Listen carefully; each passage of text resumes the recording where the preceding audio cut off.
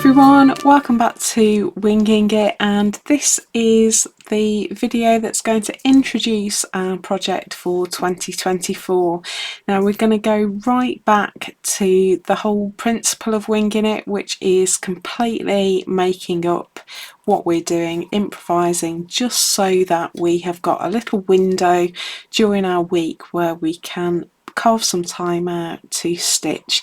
Now I don't know about you, but with everything that's going on in the world and with the cost of living crisis and the weather and the environment and all of that kind of stuff, I think there are lots and lots of reasons to be anxious and worried, and that be our sort of general standard state of mind. And I am hoping for something better than that for myself for 2024. So if you've been following me for a while, you'll know that I started a new job in September that has been really demanding and really challenging, and it's been quite tricky managing what's going on YouTube and my job and my family and my home and all of that kind of stuff. And so I wanted to take a slightly different approach for 2024. So I'm going to start by talking about the project itself and then talk about some of the changes in the way that I'm going to make videos and things like that moving forward. So you can see I've got an array of books. This is just a selection.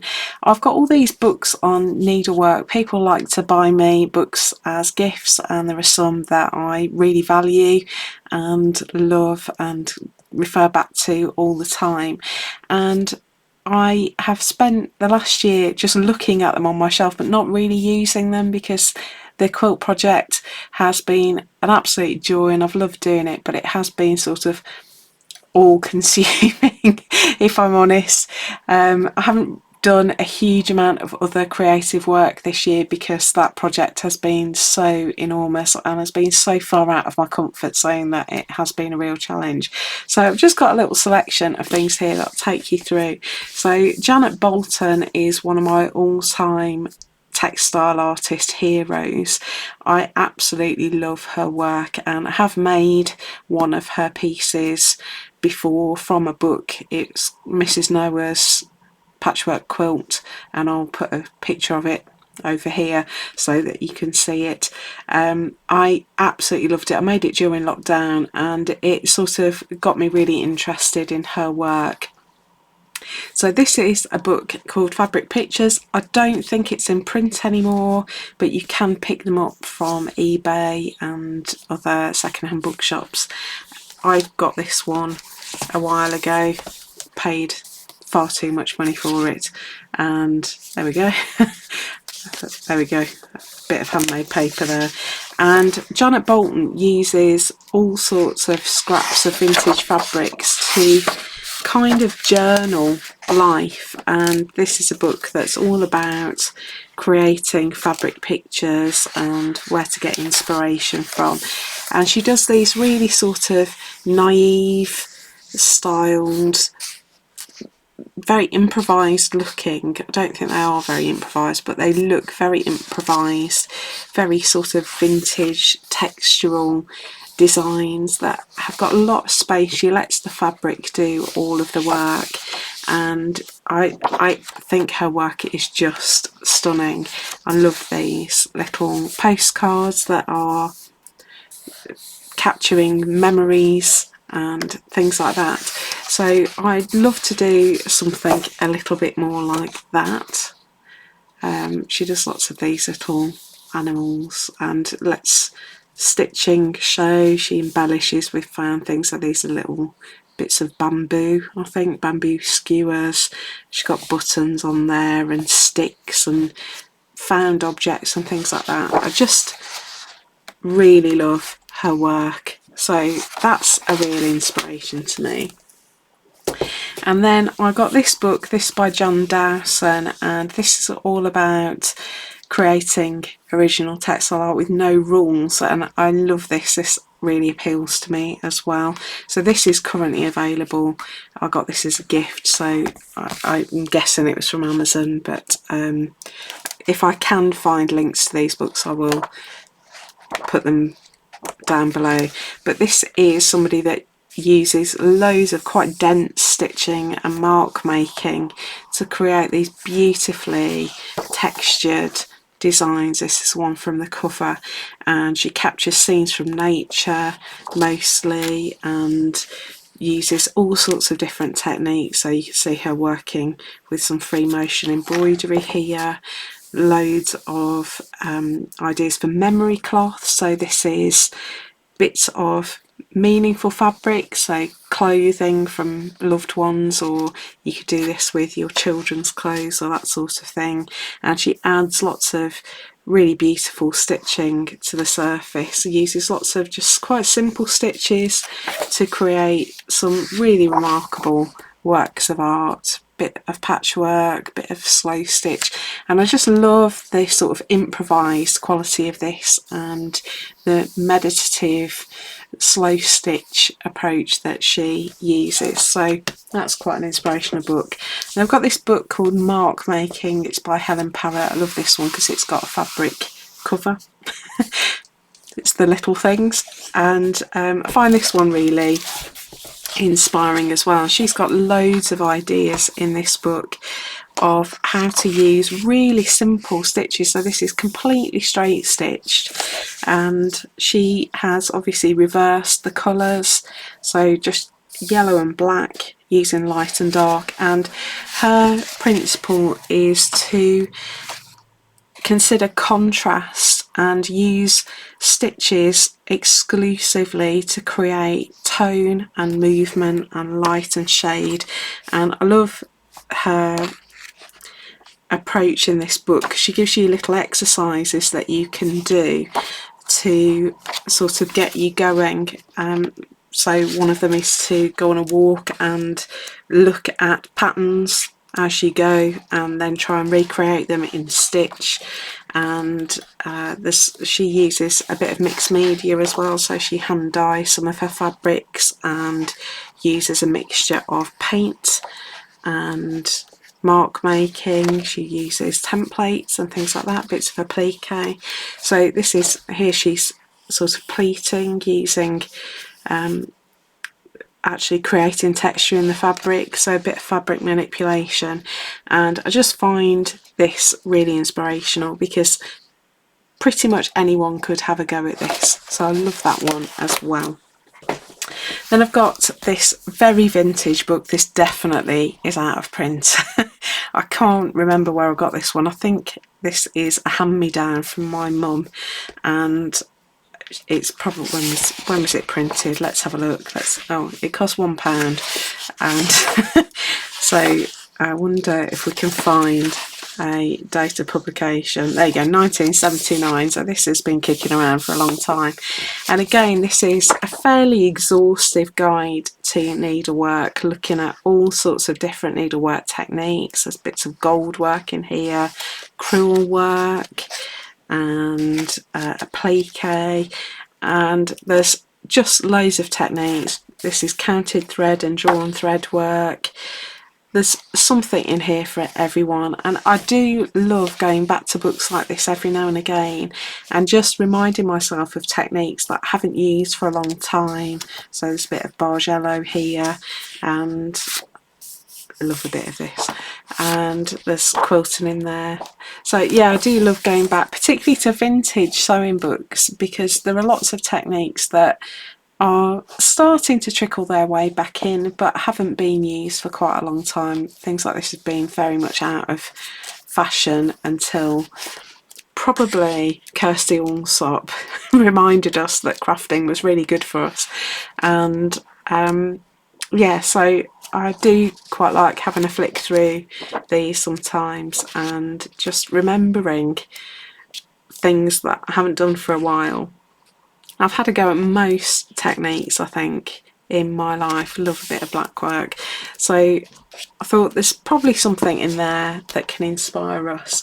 And then I've got these other books. So I don't often buy magazines because I haven't got a lot of time to just sit and browse through magazines. But I do like this one. I don't know whether it's still made. This one is from ages ago.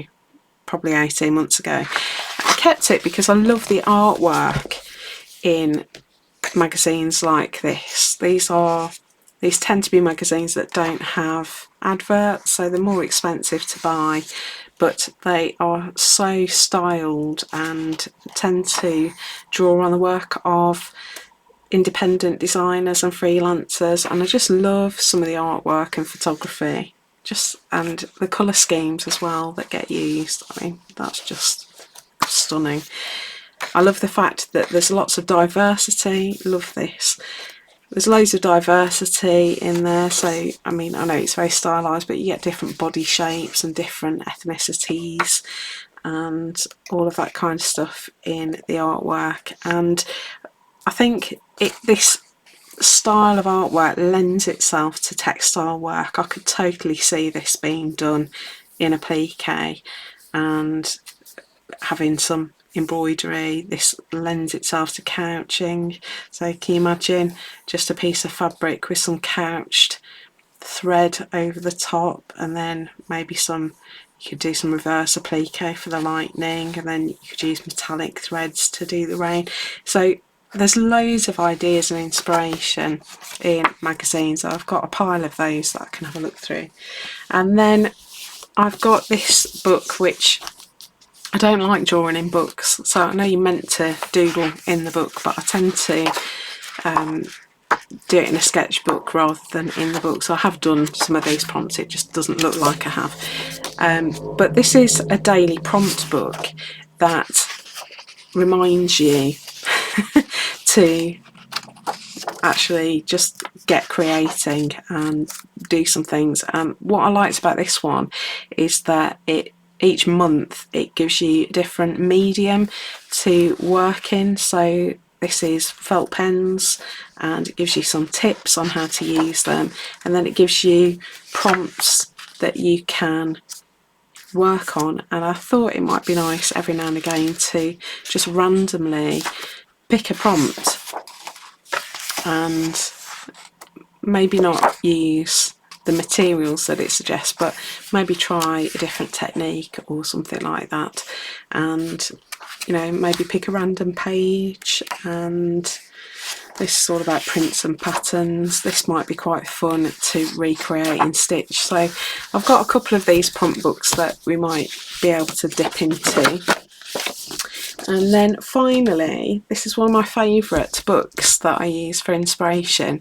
This is a publication of a journal that Margaret Erskine Wilson kept, and what she intended was to go out into the countryside and document month by month what plants and flowers she saw. And so there's a little page of her watercolour drawings, and apparently this was one of the most complete journals. She wasn't a botanist or anything like that. She was almost like a hobbyist, and her drawings and sketches were so accurate. They've been used for decades by the Natural History Museum and by various botanical societies as a source book. And so this is her page for January. She's got lots of lovely sort of, there's a bit of evergreen in there, some coloured stems, and just some plants that are likely to be seen around the UK during January. And she's obviously, as the year goes on, it gets much more full as things start to come back to life. Love the March page, I think that's gorgeous. So you've got March and April, and she just goes through the year in botanicals basically.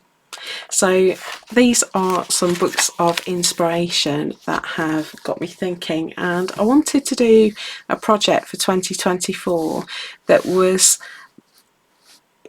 working towards something complete, but didn't rely on somebody having to do every single prompt and complete a piece of work every week if they didn't want to. So I thought we would go for something that you can dip in and out of, that you can make use of the things that you already own. So my goal this year is to buy nothing new. I don't want anything new added to my collection. I've got so much fabric, so many embellishments, so many threads that I can't imagine a situation where I'm going to need to buy anything. So what I've got here is a piece of the leftover batting. If you saw my video on the quilt sandwich, I will link it in a card at the top if you're not sure, because we're going to use some of the principles of that in this project. I did say to keep any leftover batting if you've been doing your quilt project with me through 2023. Now if you don't have quilt batting, don't worry, because you don't have to go and buy any. I'm using this just because I've got it left over. You could use a piece of felt, you could use an old tea towel, you could use an old bed sheet that's a bit worn thin, an old tablecloth. You could use, even if you, I have seen a YouTube video, if I can find it I will link it below, where somebody used baby wipes that they left to dry out, and they layered up 3 or 4 baby wipes, and most of us have got a dried up packet of baby wipes in the car. They will work fine. This is just to give a little bit of substance and a little bit of padding, and to allow me to get some texture into the surface. And I've measured out a piece here that is about 28.5 centimetres by 20 centimetres, and I've marked about 2 centimetre border all the way around. So this is the area that I'm going to work on, and I'm going to work on this throughout January. So we're going to make one of these each month. They won't always be the same size. You can make them the same size if you want to, and you could join these together to make a book, and I do have a playlist on how I put book pages together. I will link that at the top of the screen as well. So if you wanted to make it as a book, you could. I think I'm going to head towards making a wall hanging. We'll see. But basically what I thought I would do is create one scene that sums up January. So it might be very sort of painterly and be an actual scene. It might be more slow stitch based with just some motifs on it. But I'm basically going to spend each week in January adding something to my panel, and we're going to start off by creating a bit of a background design, and then each week I'll just add something and document it, and you could use it as inspiration. You could copy my design if you want to, but this is going to be very much more slow stitch, improvised stitching as a basis, and we're just going to play basically through the year. So it's going to be very unstructured, it's going to be quite playful. Hopefully we're going to use up bits and pieces from our stash. We're going to be using very tiny pieces of fabric, maybe a bit of bondweb or heat and seal, using different threads, different textures, different techniques to create something lovely. If I just show you some of the slow stitching projects that I've done before. So this was a snippet roll that I made in 2021. This was based on Brooke's project, and I used a neutrals and red colour scheme. So there's that kind of thing. So this is all just improvised stitch using some prompts. So I'll give you prompts each week that you can play around with, and we can look at some of these techniques. This is my alphabet, stitch alphabet book, which has stalled at where did it stall? At K. The quilt project has taken up every ounce of time this year for me, so I haven't done any more of this, but I might do my next page and carry this on through 2024. I do have K, it's just a loose page, I haven't added it in yet. So we've got loads of textural slow stitch pages in here. That this basically is a sampler page of all the stitches that I could learn in the time, beginning with each letter. So this is my F page. I think this is everyone's favourite. It's got fly stitch and feather stitch and fishbone stitch and French knots, and yeah, lots of different variations there. And then G has got granitos and glove stitch and goblin fill stitch, and then we've got a Gildy's knot glove stitch there. So yeah, loads of stitch samplers that are very textural, and this is more the kind of thing that I'm going for in our project for 2024. So we've got those bits of inspiration, and then of course we've got our Winging It 2022 book. All these videos are still available, so if you like the look of this project, do go and check those out. I'll put a playlist at the top of the screen here. So this was where we made a small panel. We limited our stitches. I don't think I'm going to do that this time, but I might do some stitch tutorial videos here and there to add to our stitch repertoire.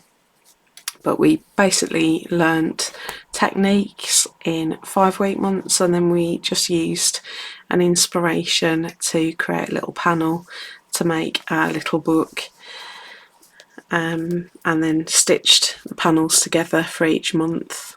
Love that butterfly. This I think was my favourite panel in the whole book. This was my seascape using chain stitch variations.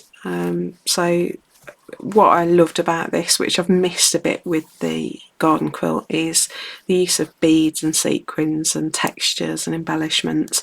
These aren't practical on a quilt because they'll just pull off. So I think, yeah, there was just so much fun to be had in this project. I enjoyed it so much. We had a bit of thread painting there at the end. Oh, got a bit of a loose thread, let's get rid of that. So and then we did our metallics in the last month, and then we added our cover over the Christmas period, and so we've got that as well. So there's loads of things that we've done in the past that can inspire us, and this one is going to be very much a you do you thing. So one of the things that has been really challenging for me through 2023 has been not the filming of the videos, but the editing and all of that process. So I'm going to try and film as live. So this video is a trial of that.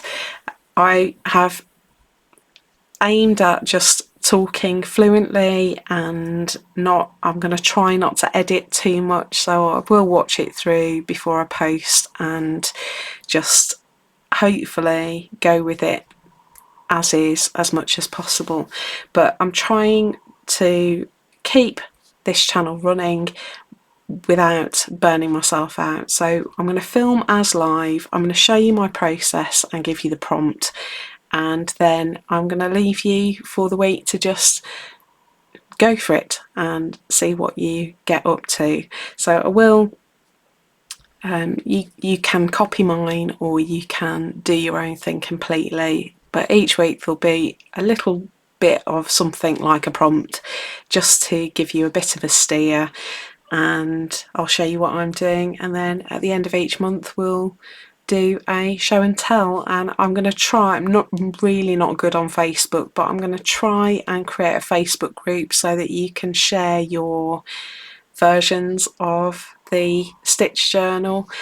And it's, yeah, we're just going to use this as a way of documenting our year. You can do it very much like a journal if you want to, and put in details of things that you've done or things that have happened during the month.